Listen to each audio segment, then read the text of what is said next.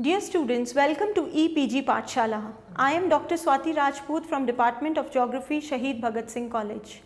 This module is on land use and land cover classification. The objectives of the chapter are to explain the concept of land use and land cover, to discuss land suitability classification, to examine land capability classification, to discuss the ninefold land use classification with reference to India, to enlist land use and land cover classification based on USGS method. Land is a finite resource put to multiple competing uses. In geographical context, land is considered to be a surface of the earth on which man performs various activities which leads to temporal modifications and evolution to the present form. It is not only on the earth's surface resources but also resources below the surface like minerals etc. which are used by man over the period of time. The morphological changes on the surface of the lithosphere are caused both due to nature and human interference. All such changes are major driving forces for modifications in biogeochemical cycles, climate change and food production from regional to global scales. The face of the earth has been altered by continuous deformation processes. Human alteration of land and its resources is a reflection of his need and desire. Students, in India, agriculture began by 9000 BC as a result of early civilization. Human settlements in the Indus Valley knew the art of growing crops and domesticating animals. Wheat and barley were the main crops and the animals predominantly reared were sheep and goat. The evidence show that there were sophisticated irrigation and water storage systems. All these innovations made the lives easier and propounded the growth and prosperity of the settlements. The earlier settlements to the modern ones, there have been a massive change in the land use and land cover of India. Not only natural but human included factors have also played an evident role in shaping the land. After Industrial Revolution and Green Revolution, the land use has increasingly portrayed to be the property of the global village. The needs and demands of people have changed over time. The land use keeps changes as per the market forces of demand and supply. The land is nowadays more needed for industries, infrastructure and housing. The forests are depleting and land is undergoing a drastic as well as rapid change since last 2 decades. Before discussing the classification, it is important to understand the concept of land use and land cover. Concepts. According to the Food and Agricultural Organization, land cover refers to the observed physical and biological cover of the earth's land. Land is covered by various forms of vegetation, grasslands, scrubs, water bodies, bare soil, etc. All the naturally occurring vegetation cover is called land cover. Food and Agricultural Organization define land use as the total of arrangements, activities and inputs that people undertake in a certain land cover type. According to Fox, the land use is the actual and specific use to which a land surface is put to terms of inherent land use characteristics. Therefore, land cover is a natural vegetation. Land use is utilization of land by man as per the needs and choices. In other words, land use in general terms is human modifications of Earth's terrestrial surface. Land use involves the management and modifications of natural environment or wilderness into built-up environment such as settlements and semi-natural habitats such as arable fields, pastures and managed woods. Land use is the total of arrangements, activities and inputs that people undertake in a certain land cover type. Besides needs and choices, land is also put to its use depending upon the usefulness and capability. The topological variation, soil types, soil's pH value, soil quality and moisture content also determines its utility. The modern economic men use land by evaluating its economic and social viability. The land utilization is also determined by evaluating the cost benefit analysis of the economic activity per se. The term land use is important to city planners and policy makers. The management of land is utmost important task as the process of urbanization is a complex phenomena that deals with population pressure and competing land uses. The cities nest multiple economic activities that demand land like residential and commercial complexes, parks, industrial units, markets, transport and communication, etc. Therefore, it becomes the task of the planner to create master plans and choose the optimum land use plan. In most of the cases, the forest land is burned or slashed to transform to farm or some infrastructure development. This leads to loss in biodiversity, that is loss of floral and faunal species. Due to deforestation or removal of forest cover, the impact can also be felt on the adjoining ecosystems that are dependent upon it. It also has tremendous impact on the social, economic and cultural units around it. The change in the land cover also results in the change in the microclimate of the area. It affects the albedo, that is reflections of sunlight from land surface, evapotranspiration, that is evaporation from the surface of the leaves and trees, and overall precipitation and heat balance. Land use and land cover change together alter the atmosphere and hydrological systems of the area. Therefore, it becomes the duty of the policy maker and planner to classify and plan the land use of an area in such a way so that it can support the existing habitat and do not hamper its ecosystem. The land use plan should lead to smart growth and encourage more efficient and desirable land use. In 1992, Agenda 21 recognized the need for integrated planning and management of land resources, stating that it should be a decision-making process that facilitates the allocation of land to the uses that provides the greatest sustainable benefits. The Food and Agricultural Organization highlights some relevant and important aspects of land use information. So why is land use information important? Land use information can provide information regarding where, the spatial extent and geographic location, what, the purpose of activity undertaken, when, the temporal changes, how, the technology employed and quantities measured, why, the reasons for current land use. It's important to note that the national categories of land use differ, but many have been harmonized under the influence of FAO's periodicals, World Census of Agriculture. The FAO recognizes 15 categories in all. The table 1 shows such 15 categories and the type of land uses falling in these categories. Classification of land use in India. The land use classification is essential for understanding present system and apprehending the scope for future changes in land use. The land use classification is done by assessing the quality of land for specific purpose. There are several indicators for classifying the land like soil quality, soil fertility, productivity, efficiency, physical properties, socio-economic controls and many more. Based on the different indicators, the land is classified on various categories. The land can be classified broadly, quantitatively and qualitatively. All India Soil and Land Use Survey Organization in 1960 gave a land use classification which was revised later in 1970. They classified land on the basis of suitability. Land use that can be defined on the basis of its fitness to a particular use is called land suitability classification.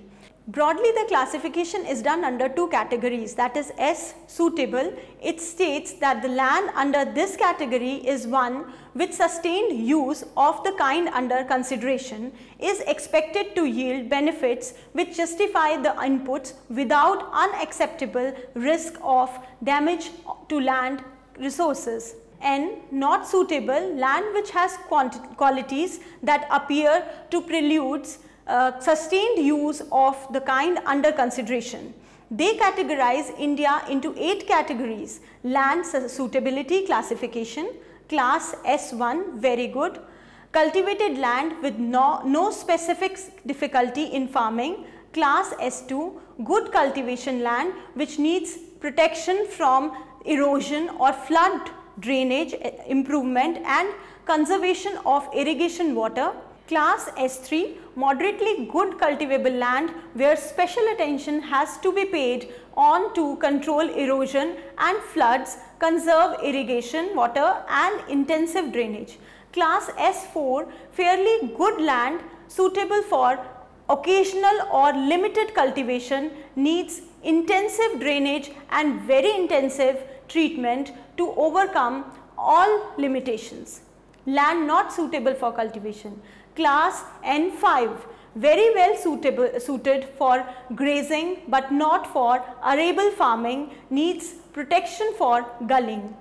Class N6 well suited for grazing and or forestry but not for arable farming. Class N7 fairly well suited for grazing and forestry but not for arable farming. Class N8 suited for wildlife, recreational facilities and protection of water supplies. Other way to classify the land use is on capability. Capability as such means the ability to do something. Land capability classification, the land capability classification is based upon the limitation imposed on the sustained use of soil by the basic characteristics of soil in combination with climate, topography, surface, drainage, vegetation cover, erodibility and other natural hazards. Based on all these characteristics, the land capability classes are determined from 1 to 7. They are further subdivided into subclasses and units. Class 1 very good soil. The soil of such regions are deep, productive, nearly leveled and easily worked. The soils have no risk of damage. Such soils are very productive and are found in floodplains of India. Class 2 soils with moderate limitations. Soils can be cultivated with some applied practices.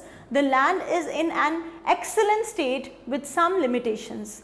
These soils are subject to moderate risk of damage. These areas are generally the ones with specialized cropping and commercially one of the most suitable parts of the country. Class 3 moderately good soils. These soils can be used regularly for crops. These areas face some ecological problems like soil erosion and rainfall irregularity. These soils are inherently low in fertility. Such areas require adequate surface drainage and contour plowing. Class 4 the soil are low in fertility. These soils are prone to severe hazards like water deficiency or water logging as the case may be. Such areas are demarcated at steep slopes that are prone to soil erosion. People in these areas have small farms and practice mainly subsistence agriculture. They grow coarse grains. These areas are suitable for pasture too. Class 5 the soils with permanent limitations. These soils are mainly found in foothills or in mountainous valleys. They are suitable for shrubs, grasses or forestry. Such soils are wet and stony. Therefore, the cultivation is not possible. They are frequently exposed to wind and water erosion. Class 6 soil unsuitable for cultivation. These soils are generally used for grazing and forestry. They are located in environmentally fragile zones of India. Such areas are prone to severe soil erosion. Class 7 soils subject to severe permanent hazards. These soils are steep, shallow, swampy, marshy and eroded. They are completely unfit for cultivation. They are poor for grazing and forestry too. Class 8 wildlife sanctuaries, recreation and watershed uses. These soils have negligible potential for exploitation for living. These areas are not suitable for forestry and grazing. They can serve purpose of preserving rare species. The land capability classification in a way determines the land use ceiling for any piece of land and helps to define the conservation problems and their possible remedies and treatments. It also highlights ecological problems and economic feasibility of their reclamation. Therefore, finally helps to determine the optimum land use for different areas. Five-fold land utilization classification. This was a generalized and simplified categorization for which the data acquired for states was found difficult to compare. Later, to make it more compatible, Later, to make it more compatible, the classes were further divided into nine-fold classification of land use. Statistics on land use are collected at present in the form of nine-fold classification on a yearly basis. Out of geographical area of 329 million hectares, the statistics are available only for 305 million hectares, which makes some areas to the extent of 7% still not covered or classified under the nine-fold classification. The reporting area is classified into the following 9 categories: forest, area under non-agricultural uses, barren and unculturable land, permanent pastures and other grazing lands, land under miscellaneous tree crops, cultivable wasteland, fallow land other than current fallow and net zone area. The figure 1 shows land use statistics of India shows that nearly 46.2 ना? एक minute नीचे आ जाओ. The figure 1 shows land use statistics of India shows that nearly 46.2% of the area is net zone area, 22.8% is under forest, 8.6% is under non-agricultural uses and nearly 5.6% is under permanent pastures. Forest. This includes all lands classed as forest under any legal enactment dealing with forest or administered as forest, whether state owned or private, and whether wooded or maintained as potential forest land.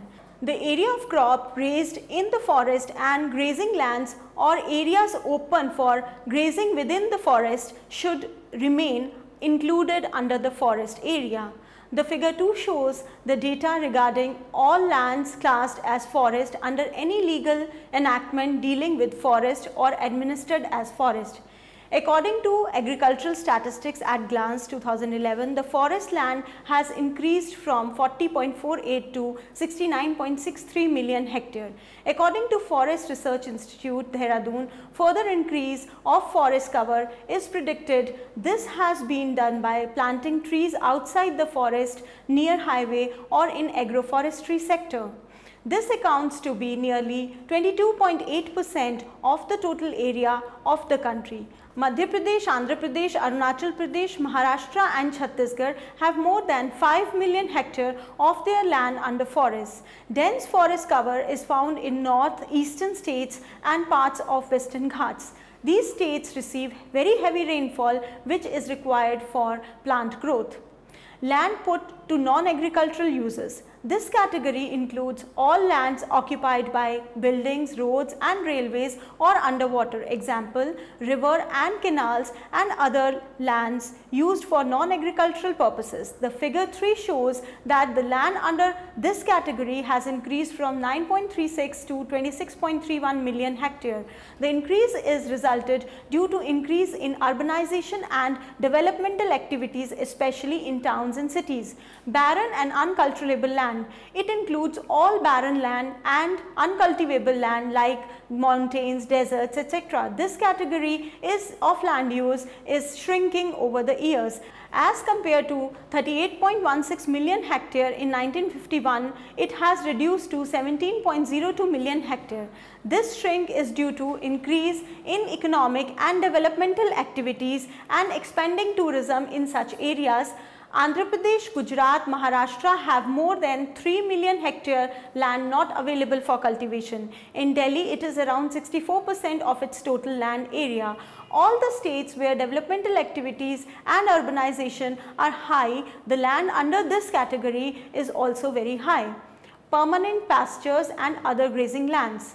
It includes all grazing lands where there are permanent pastures and meadows. Village common grazing land is also included under this category. The data shows that there is an increase in permanent pasture and other grazing land from 6.68 million hectare in 1951 to 10.34 million hectare. This is not significant increase in 7 decades. Miscellaneous tree crops and other groups not included in net area zone. This includes all the cultivable land which is not included in net area zone but is put to some of agricultural uses.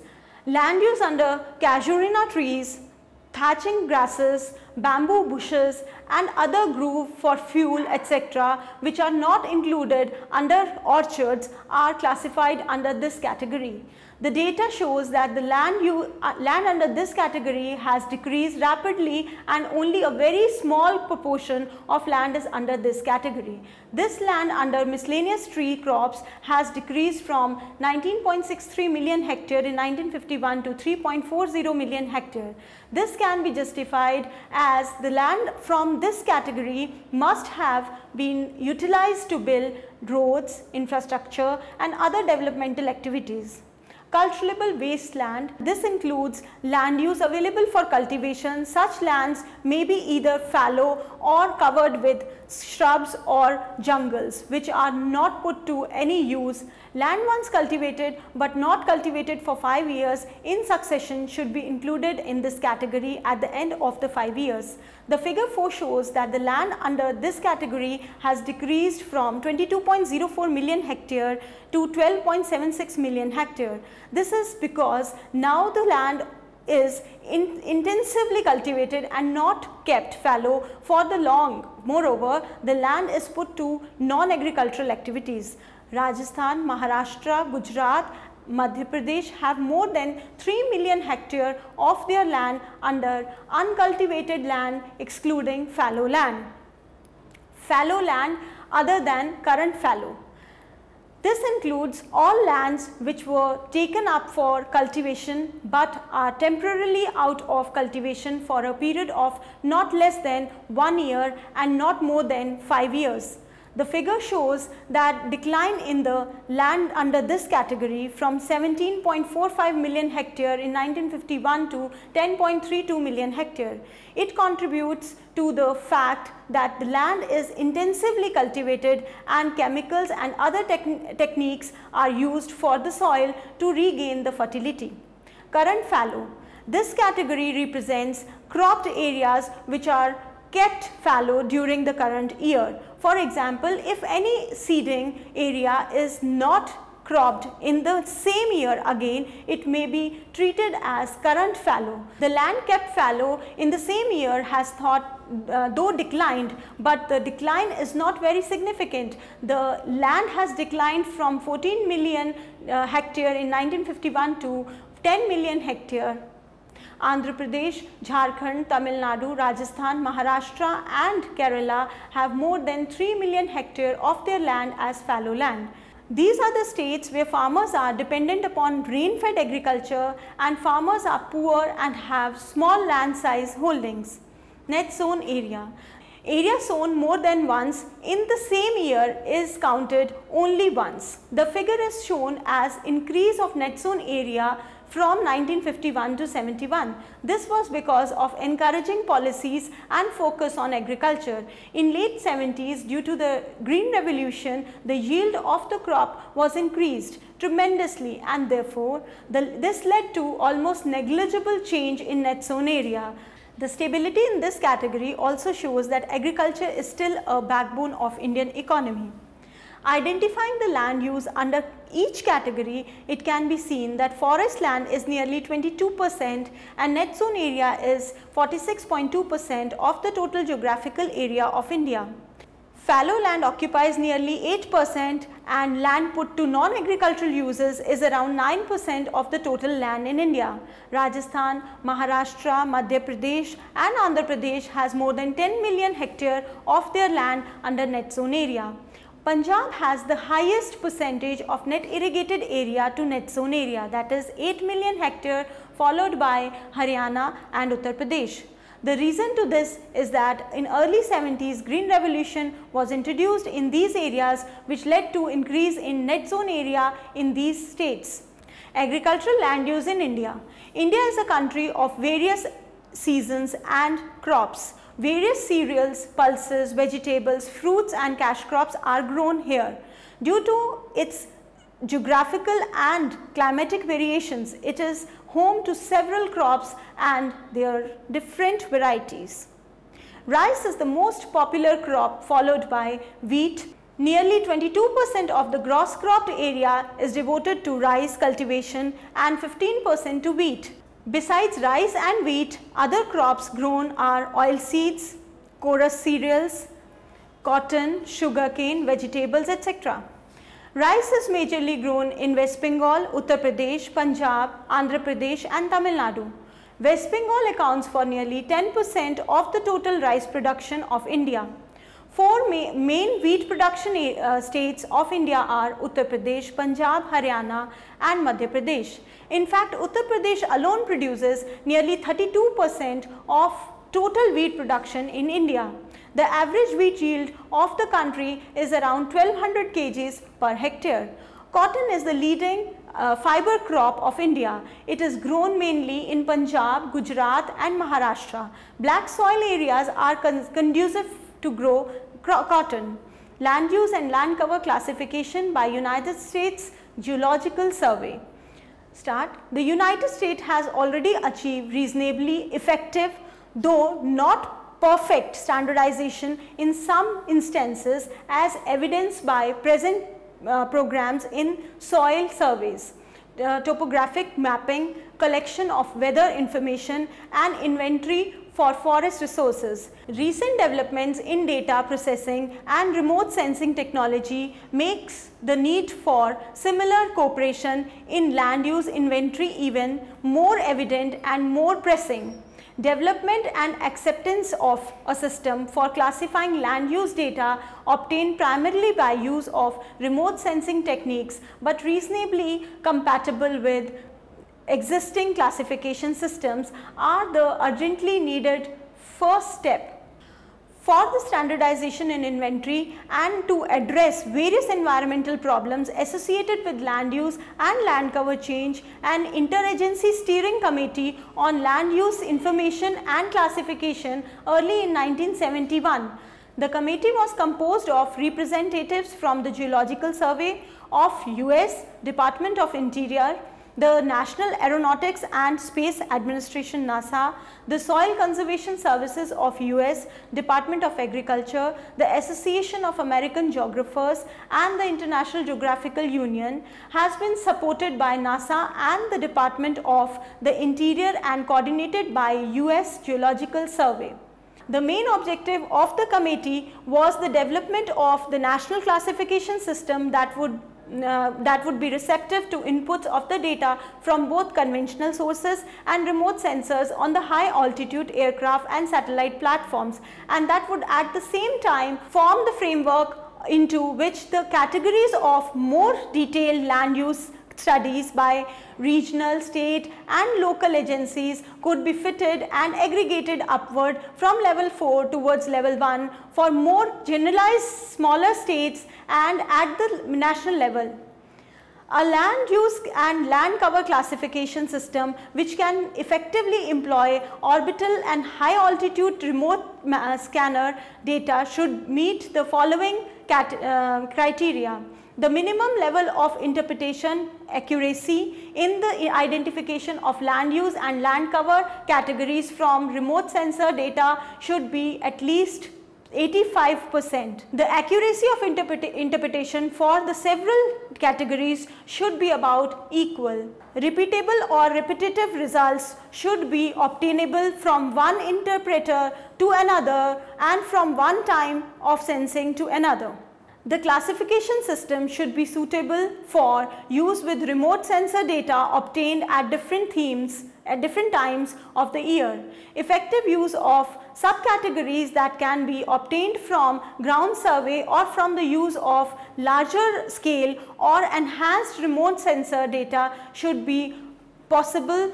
Typical data characteristics: Landsat, formerly ERTS type of data, high altitude data at 40,000 feet or above, medium altitude data taken between 10,000 to 40,000 feet, low altitude data taken below 10,000 feet, land use and land cover classification system or use with remote sensor data level 1, urban or built up land, residential, commercial and services, industrial, transportation, communication and utilities, industrial and commercial complexes, mixed urban or built up land, others. Other urban or built up land, agricultural land, cropland and pasture, orchards, groves, vineyards, nurseries and ornamental horticultural areas, confined feeding operations, other agricultural lands. Rangeland, herbaceous rangeland, shrubs and scrubs, rangeland, mixed rangeland, forest land, deciduous forest land, evergreen forest land, mixed forest land, water, streams and canals, lakes, reservoirs, bays and estuaries, wetlands, forested wetlands, non-forested wetlands, barren land, dry salt flats, beaches, sandy areas other than beaches, bare expanded rock, strip mines, quarries and gravel pits, transitional areas, mixed barren land, tundra, shrub and brush tundras, herbaceous tundras, bare ground tundras, wet tundra, mixed tundra, perennial snow or ice, perennial snowfields, glaciers. The chapter has summarized the concept of land use and land cover in general. It also highlighted the need of identifying categories and need for land use classification.